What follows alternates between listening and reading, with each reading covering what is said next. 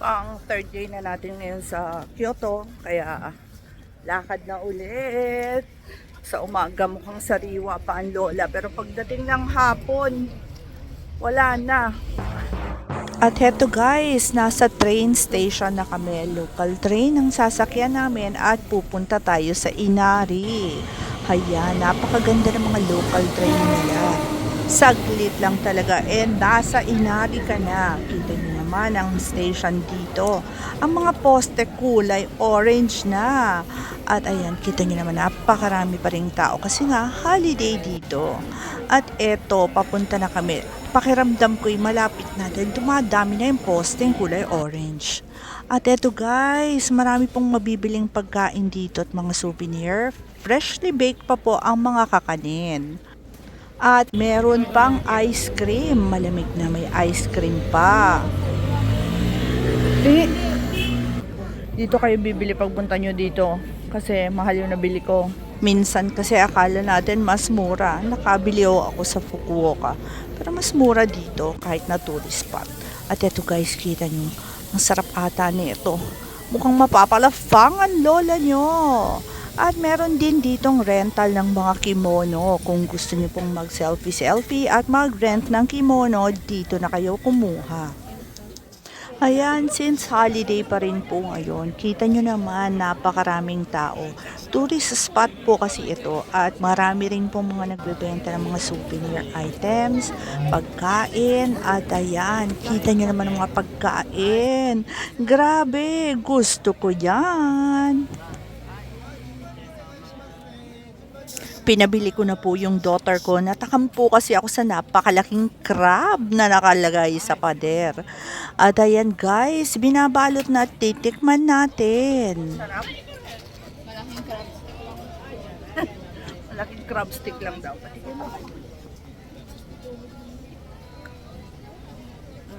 Malaking crab stick. Actually guys, hindi na siya kamahalan. Kasi nga, yung okay po ang palitan, kaya hindi na po gaano kamahal. At ito po yung collection ng daughter ko. Mahilig po sila sa mga ganyang sticker. Syempre dito naiiba, tsaka talaga naman magaganda. At meron po silang gimmick dito. Kapag meron po kayong certain amount na nabili, pwede po kayong bumunot dyan at manalo ng kung ano-ano. Bango nito, oh. Laway ako. At syempre, bago po pumasok sa shrine, may hugasan po ng kamay para syempre malinis tayo sa pagpasok ng shrine. Hindi na po ako naghugas kasi hindi naman po ako papasok sa mga temple. At eto guys, sightseeing na po at pictorial. Magandang magpicture dito. At dito naman po guys, marami pong bumibili. Hindi ko po alam kung ano ang binebenta. Kindly comment down below kung ano po yung mga ibinebenta. Feeling ko kasi mga charm. Kasi talagang ang daming bumibili. At eto, wishing stick ata ito. Ang daming nag-aalog. At ayan, pinagkakaguluhan nila. Naiintriga na nga ako. At heto guys, paakyat na po tayo at nasa Fushimi Inari Shrine na tayo.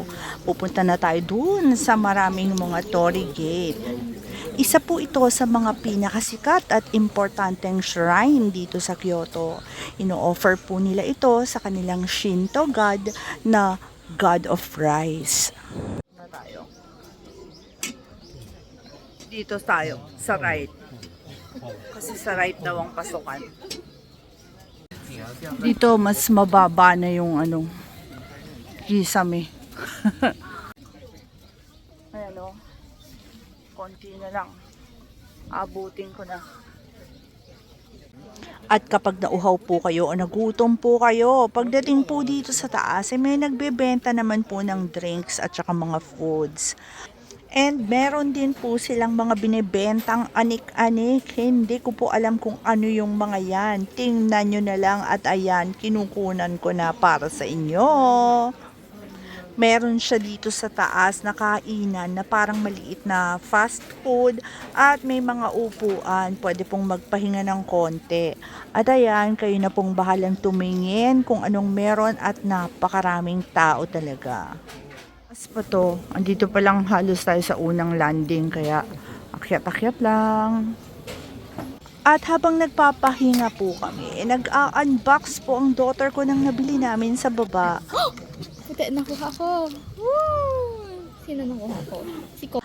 At ayan, mystery box po kasi siya. Hindi namin alam kung ano ang laman, kaya surprise, surprise. At eto pa po ang isa, kasi medyo marami-rami po binili ng dalawang anak ko. Nakuha natin yung dalawang gusto. Pa to, andito pa lang halos tayo sa unang landing kaya akyat-akyat lang. At syempre nagpictorial na lang po ang lola nyo dito sa kalagitnaan. At syempre nagnaruto. Sa dulo po kasi nito sa taas, makikita nyo po ang mountain forest at makakakita po kayo ng view ng Kyoto. Naghuhulog sila ng pera. Tapos nag-wish ata sila. Yan, sumasamba sila. Done na kami. Lipat naman kami sa ibang area. Ito, pababa na kami. At ayan, ako po yan. Bumibili po ako ng kakanin at ng matikman.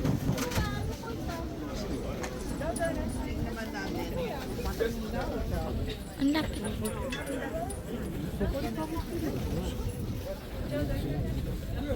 Ano kaya ito?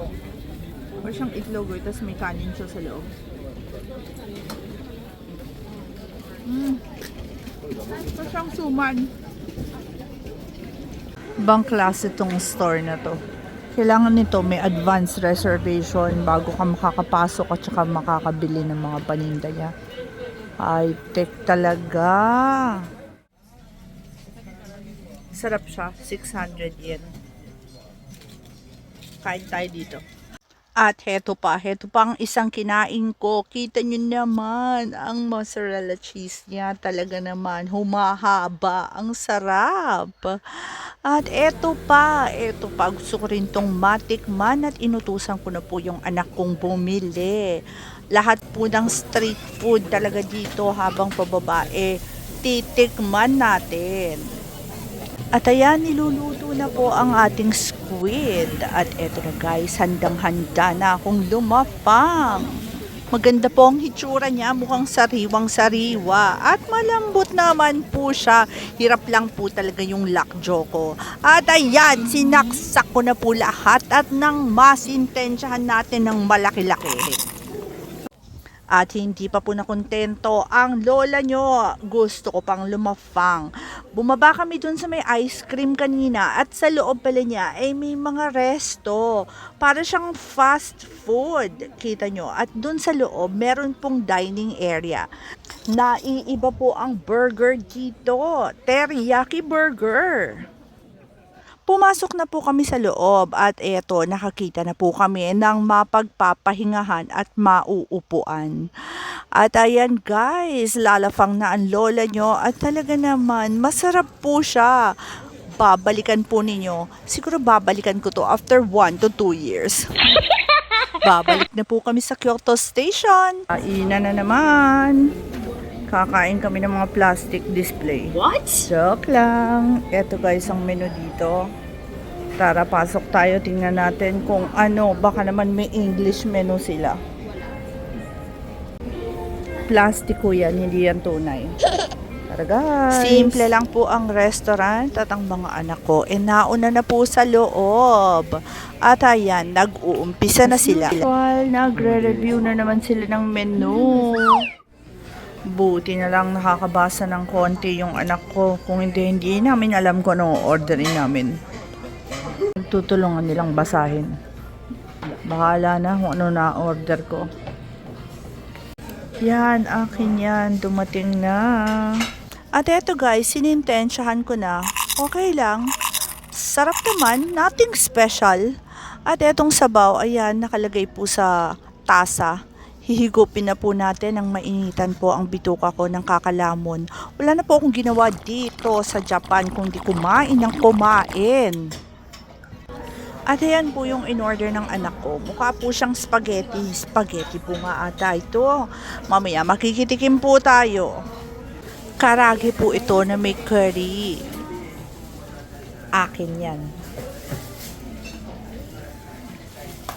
Ito sa anak ko. Large yung kanya.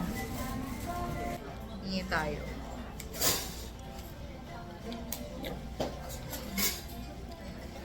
Masarap siya.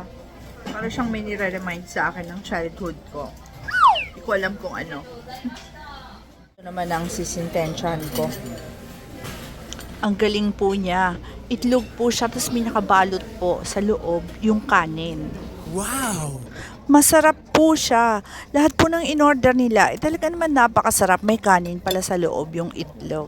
At bago po tayo magkalimutan, habang ako po'y lumalafang, huwag po natin kalimutan mag-click ng like and subscribe button para updated po kayo sa mga uploads ko. Pakiclick na rin po ang notification bell para updated po kayo kung merong bagong upload ang lola nyo. At syempre kahit nasa Japan po tayo, napakalinis ng ating plato. At nagpababa lang po kami ng busog at namasyal pa kami. At naglaro-laro pa ang mga anak ko nitong claw machine. At talaga naman napapasigaw-sigaw na lang ako at mukhang nakarami kaming gastos.